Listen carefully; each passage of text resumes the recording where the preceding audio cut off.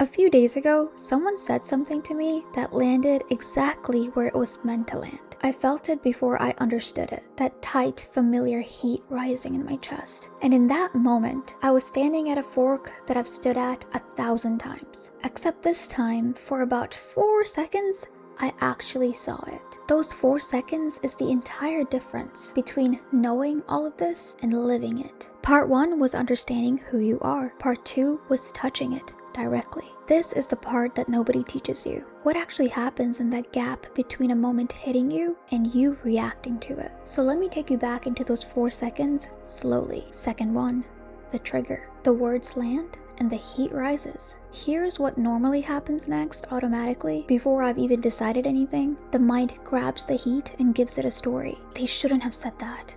That's not fair. This means something about me. And once the story is there, I'm gone. I'm not aware anymore. I am the irritation. I'm reacting from it instead of seeing it. I snap, I spiral, I replay it for an hour. That's the old road, and I've driven it my entire life. Second 2, the noticing. But this time, something quieter happened first. Before the story could close around it, I noticed the heat. Not fixed it, not pushed it away, not talked myself out of it. Just noticed it. There's irritation. And that tiny act, noticing, is everything. Because the moment you notice the feeling, you are no longer the feeling. There's the irritation, and there's the one aware of it. You just found the doorway again. The I am from part 2. Except now, it's showing up in the middle of real life, not a quiet meditation. Second 3, the space. And in that noticing, something opened. A little bit of space, barely a breath of it,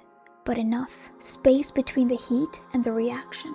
Space where a second ago there was none. This is the whole secret, and it's almost too simple to believe. Awareness doesn't stop the feeling. It just refuses to close the gap around it. And in that gap, the irritation had room to move. It rose, and then on its own, without me doing anything, it softened. The moment passes through me instead of becoming me. Second 4, the choice. Here is what I saw in the last second, and it stayed with me since. The words were real. The heat was real. But the meaning? This is an attack? This says something about me? That part was optional. The event happens to you, the meaning you add. And when there's space, you get to see the meaning being added. Which means, for the first time, you can choose a different one. Or add none at all. That's not denial. Nothing gets suppressed. The irritation was fully felt. It just wasn't believed. So, those 4 seconds, that's the difference between understanding awareness and living from it. Not a big mystical event, not floating above your life, just a feeling rises, and instead of being swept into it, you notice it. And the noticing makes space. The space, it gives you back your freedom. And here's the part that changes everything. You don't have to be calm to do this. You do it in the irritation, in the fear, in the grief. Awareness was never the reward for a peaceful life. It is what's available right in the middle of an unpeaceful one. The more you return to it, the more life stops feeling like something you're surviving and starts feeling like something you're simply meeting. Not tight, not urgent, not personal, just you. The awareness that was here before the world told you who to be, quietly meeting your own life one moment at a time. And that's living from I am, not as an idea, as the ground you stand on.